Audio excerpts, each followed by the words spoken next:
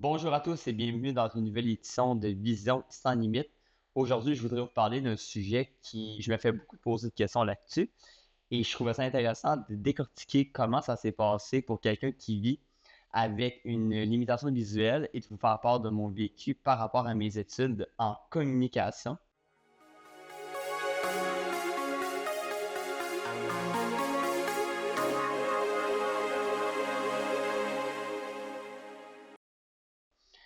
Tout d'abord, la communication, vous le savez, c'est un domaine très difficile. C'est un domaine de relations humaines et un domaine de pression.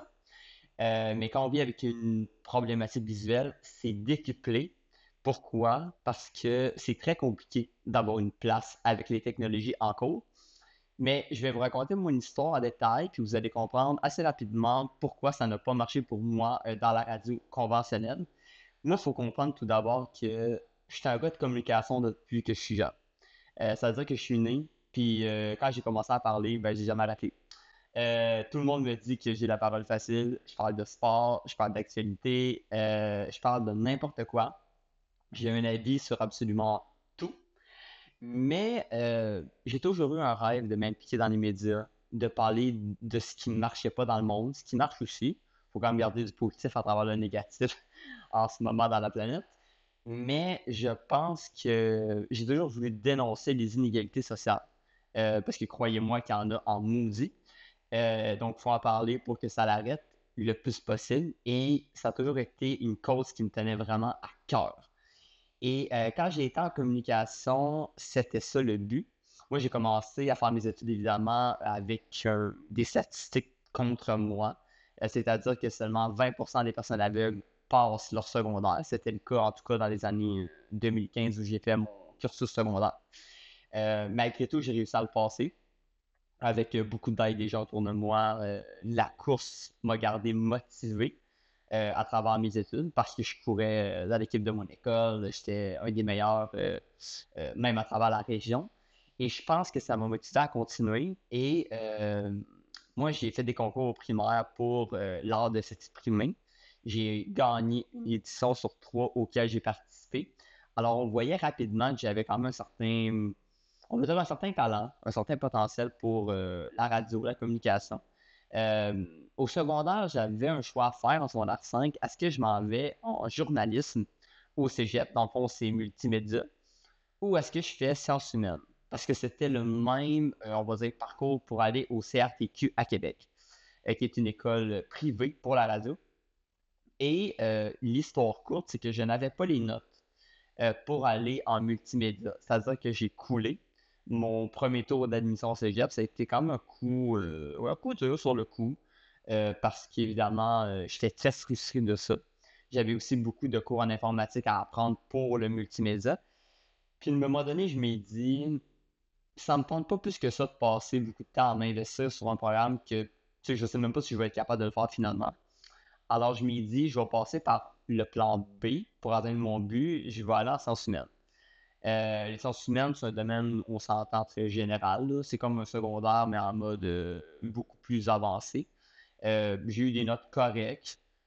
J'ai jamais été l'étudiant le plus investi, on va dire ça comme ça. J'ai toujours été motivé par autre chose, mais je m'en ai toujours sorti pour passer.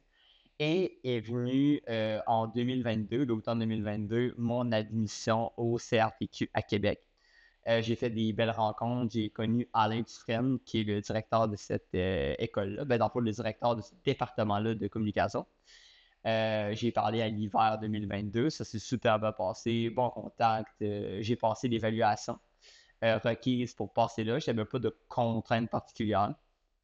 Et rapidement, les deux, on s'est dit, on va adapter le programme, mais on ne va pas le modifier. C'est-à-dire qu'on va adapter, on va faire des modifications, on va changer certaines choses dans le plan qui sont trop dures pour moi, mais on ne va pas modifier les cours. Donc, je vais avoir un parcours le plus normal possible pour accéder au monde du travail. Évidemment, il y avait certains défis par rapport on le savait qu'il allait y avoir des défis par rapport à la mise en onde, par rapport à bon, mon intégration. Mais on n'était pas non plus tu sais, on n'était pas à la hauteur des défis qui allaient arriver dans les prochains mois. Et quand je suis arrivé à l'automne, moi, c'était une première, là, c'est la première fois que j'étais en ville seul. C'est-à-dire que je prenais l'autobus régulier pour aller à mes cours. Je revenais chez moi à mon appartement. Je repartais pour mon entraînement d'athlétisme avec l'Université Laval. Donc, ma vie était vraiment en changement. C'est une adaptation totale, des nouveaux étudiants avec moi, donc des nouveaux collègues. Au début, ça s'est quand même bien passé. J'ai été même la révélation, je dirais, du premier mois, le premier même 2 mois. J'avais dans les 3 ou 4 meilleures moyennes de tout le département. Et je me rappellerai toujours d'une rencontre avec justement Alain qui on s'est parlé après justement ces mots-là, puis il m'avait dit les attentes viennent de changer. Et ça, je pense que c'est important dans la vie qu'on est capable de s'adapter aux attentes selon les performances qu'on est capable de faire. C'est-à-dire qu'on a commencé avec moi avec des attentes prudentes. On voulait voir ce que j'étais capable de faire. Et quand on s'est rendu compte que j'étais capable d'amener un niveau égal ou même beaucoup plus élevé que certaines personnes, ben, on les a modifiés. Et ça, je pense que c'est important. Et donc, ça s'est continué. Et à l'hiver 2022-2023, moi, j'ai eu l'occasion, j'ai été très chanceux d'ailleurs d'avoir un stage. J'ai été un des 2 seuls étudiants de tout le département à avoir une opportunité avec un de mes bons chums encore aujourd'hui, Tom, qui a eu un stage ailleurs. Et moi, dans le fond, j'ai eu un stage à Boulevard Adieu grâce à Yannick Marceau, qui m'a fait confiance. Ça a tout de suite cliqué depuis moi dans les cours. Il aimait je pense, mon audace, ma personnalité. Il avait passé un interview aussi dans son podcast en novembre 2022, juste avant. Et le stage s'est super bien passé. Une équipe incroyable. Des émissions vraiment en direct. Donc, pour moi, c'est une première expérience. Ça s'est vraiment, honnêtement, ça s'est vraiment bien passé. J'ai même eu une lettre de recommandation par après. Euh, Quand j'ai fini ce stage-là, moi, j'étais vraiment convaincu que mon avenir était, je dirais pas tracé en communication, mais je pensais que mon avenir était quand même vers là. J'avais même passé une entrevue à la télé, TVA Nouvelle, par rapport à ça. Fait que, tu sais, je sentais que j'ouvrais l'attention. Je donnais un peu une tribune aux personnes non-voyantes comme moi qu'on n'avait pas. Et quand je suis retourné en janvier-février 2023, c'est drôle parce que je m'avais fait dire par certaines personnes, écoute Ben, fais attention parce que il va probablement avoir des gens qui vont être peut-être un peu, tu sais, un peu tannés parce qu'on m'entendait partout. Il y a des gens qui vont peut-être être un peu jaloux. Bon, puis là, moi, je me disais naïvement à l'époque, ben non, ça n'arrivera pas. J'étais un peu naïf quand j'avais 22 ans. Et je pense que j'ai eu un choc, oui, quand je suis retourné parce que je me rendais compte que les gens ne me regardaient plus nécessairement de la même manière. Je pense que il y a des gens qui trouvaient que j'avais trop de privilèges ou qui trouvaient que j'étais peut-être un peu, j'avais peut-être un peu trop d'attention. Euh, mais je m'en rendais pas compte sur le coup. Puis je me demandais pourquoi je me faisais un peu snobber, on va dire, par mon cours, par certaines personnes. Et tout ça pour dire que ça a été un début d'hiver assez compliqué pour moi. Dans le fond, j'ai retombé sur Terre assez rapidement. Mais l'événement qui a tout changé mon parcours en communication, c'est à peu près vers, je dirais, mars, avril, dans le fond, proche de Pâques 2023, où il fallait faire nos démos. C'est quoi nos démos? C'est des démonstrations audio de ce qu'on est capable de faire. C'est-à-dire qu'on produit en faisant du montage, en mettant de la musique, en faisant différentes interactions sur le sport, la politique, bref, les sujets que vous voulez faire. Mais c'est quelque chose que les personnes comme moi ne peuvent pas faire encore en 2025. Puis à l'époque, on était en 2023, là, mais la technologie n'est pas encore assez adaptée pour que la synthèse vocale soit inclusive dans les programmes logiciels. Et donc, faire un démo pour moi seul est complètement impossible. Et c'était rendu très lourd parce que, bon, je demandais tout le temps à des collègues pour aider à faire le démo, je ne pouvais pas l'avancer à mon rythme.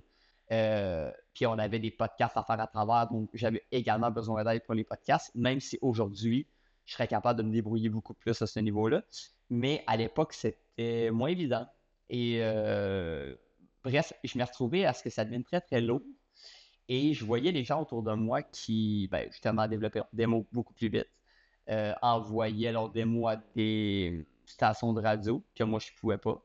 Et ça m'a quand même créé un certain déception, un certain stress assez rapidement dans cette période-là. Et je me disais, OK, mais malgré tous mes efforts, ça ne portera probablement pas le fruit, malheureusement, de ce que je voudrais. Et évidemment, bon, comme on parlait de jalousie tantôt, évidemment, à travers, il y avait eu des mésententes avec certaines personnes. Euh, je pense que dans la vie, moi, sincèrement, j'ai jamais eu besoin de rabaisser quelqu'un pour me remonter. En tout cas, pas publiquement, ni par rapport, ni en personne avec un collègue. J'ai jamais eu besoin de faire ça. Et je pense également qu'il y a certains commentaires qui ont été dits bon, qui n'étaient pas nécessaires. Je pense que, euh, tu sais, certaines personnes ont même remis en cause que, bon, le stage que j'avais fait à Boulevard était peut-être, on va dire, arrangé parce que ça leur faisait de la publicité et vice-versa. Ce qui est un commentaire complètement stupide. Et donc, bref, il y avait beaucoup de choses à gérer à travers, beaucoup de commentaires. Il y a des gens qui ont été moins fins, mettons, et qui ont profité du fait que, bon, que je ne pouvais pas réussir à leur niveau pour euh, les avantages, on va dire. Et ça, j'ai trouvé ça vraiment ordinaire. Je pense que dans la vie, s'il y a une valeur qui est importante, c'est l'entraide, c'est d'être là pour tout le monde. Je pense que de se remonter en voyant que l'autre réussit pas, c'est pas nécessairement la bonne façon. Moi, j'ai jamais été dans cette philosophie-là. Et bref, quand j'ai fini mon cours, ça a été compliqué. Je dirais même que le dernier mois de mon cours a été assez moyen. J'avais plus vraiment la motivation pour aller à mes cours. J'allais à mes cours, on s'entend, mais c'était plus nécessairement facile. J'ai quand même réussi à passer le cours avec des bonnes notes. J'ai été même l'étudiant de l'année en bout de ligne.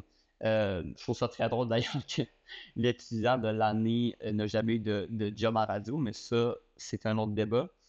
Et donc, j'ai passé une couple de semaines, je dirais, plus relax. Et ensuite de ça, à un moment donné, ben, c'est là justement que je me dis, ben écoute, j'ai pas réussi en radio, qu'est-ce qu'il faut que je fasse? Puis ça, dans la vie, je pense que c'est important. Comment on peut revirer la situation à notre avantage? Comment on peut tourner la page et se réinventer? Donc, c'est là que je me dis, ben, je vais aller en massothérapie. Et d'ailleurs, la massothérapie, on pourra en reparler plus en détail dans d'autres émissions plus tard, mais j'ai été en massothérapie et j'ai réussi à passer au travers. Et à un moment donné, je m'ai dit, un an après à peu près, quand la poussière avait un peu retombé, je me suis dit, il faut que je fasse quelque chose. Parce que oui, je travaillerai peut-être pas en radio conventionnelle, parce que je pense que la radio, surtout en 2023, n'était pas prête à l'arrivée d'une personne comme moi. Je pense que certaines personnes auraient peut-être voulu me donner une chance, mais on manquait peut-être un peu je dirais pas de courage, c'est pas le bon mot, mais on a peut-être eu peur un peu. Et je pense que c'est peut-être qu'on en soit encore là en ce moment en 2025, mais c'est la réalité. Et je me suis dit comment je peux faire pour leur montrer que j'ai encore ma place dans le milieu. Et venaient les Jeux olympiques de Paris 2024. Et là, je me suis dit, ben écoute, moi je connaissais un gars à la radio, à la Pocata, qui faisait une émission de sport. Puis je me suis dit, pourquoi pas faire une émission hebdomadaire avec lui à tous les jours sur l'actualité des Jeux olympiques. Et ça a été quand même un franc succès. J'ai eu beaucoup de commentaires à ce niveau-là que les gens aimaient m'entendre sur l'actualité des Jeux olympiques, sur mon avis sur le sport. Ça a vraiment été bien. Et suite à ça, je m'ai fait proposer, dans le fond, à la fin de l'automne dernier, d'avoir une chronique à chaque semaine à la radio de la Pocatière. Pour ceux en passant qui pensent que je suis payé pour faire cette chronique-là, eh bien non, je ne suis pas payé. C'est vraiment bénévole et volontaire de ma part, donc je ne suis pas un employé de la station. Le but est toujours de travailler en radio conventionnelle, on s'entend, ça m'a toujours été un rêve. Par contre, je dirais que je suis rendu en massothérapie, j'ai mon propre podcast évidemment, j'aime vous parler. Je pense que mes objectifs ont peut-être un peu évolué, peut-être changé.